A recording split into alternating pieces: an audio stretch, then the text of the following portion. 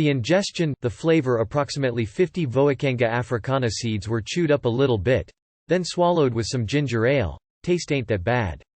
My mouth was already dry and I wasn't in the mood for any flavor at all.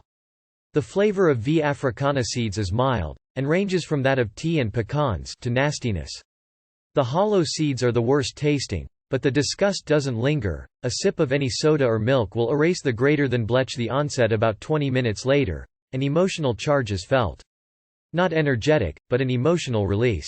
It would be extremely easy to delve deep into my subconscious at THS moment, and or spill my guts to someone I care for. Crying is extremely easy, whereas normally it is non-existent. Over an hour after consumption, visceral distortions and a moderate trip feeling is noticed. Eyes are light red with mild gloss, could be from possible tearing. Everything is different, and with eyes closed, it seems like visuals are right around the bend. I never get to them, though. I lay down with the intent of watching some TV and waiting a few hours so as to talk with a friend, but then I sleep. My glasses are found to the left of my pillow, so I must have just slipped away. I was tired this day already, but the stimulant effect that my friend boasted with these seeds is not aphrodisiac, indeed, though. The dreaming 8 hours of lovely sleep follow, as do many vivid dreams, in no specific order. At my dad's house and his old girlfriend is there. He has since had one other girlfriend, and the neighbor across the street is there, as well as some 30 of her family members. I notice his computer and online connect is in the bathroom. It is my first day back at his house and I tell him that I need to sleep, but there's a party and tons of people, no place to sleep. So he says, "Then why don't you just leave?" I do. At Walmart, near the front door, this frumpy-looking 16 to 17-year-old girl comes running through the doors and bumps into me, keeps running. Then she turns around and comes over to me and asks, "Do you know where the condoms are?" I do not know where they are in Walmart, or if they even sell them, and I tell her this. Then she begins to walk away. Then I jog back towards her and tell her to check near the tampons.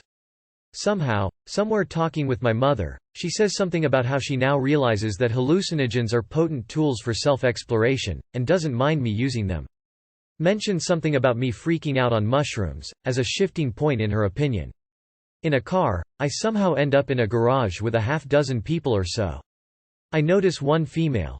She is the female from the sketch comedy troupe, the Upright Citizens Brigade, and I talk to her about that show and the fact that she is a writer and actor on Late Night with Conan O'Brien.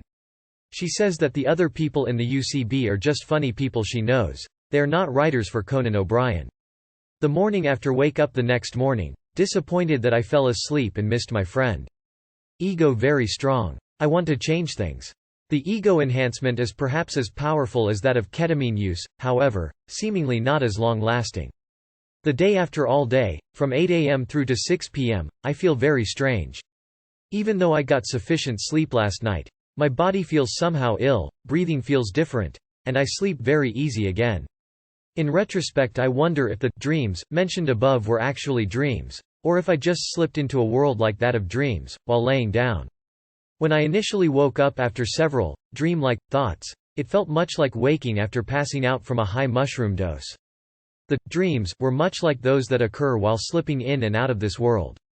I will definitely sleep well tonight. More to come with this species.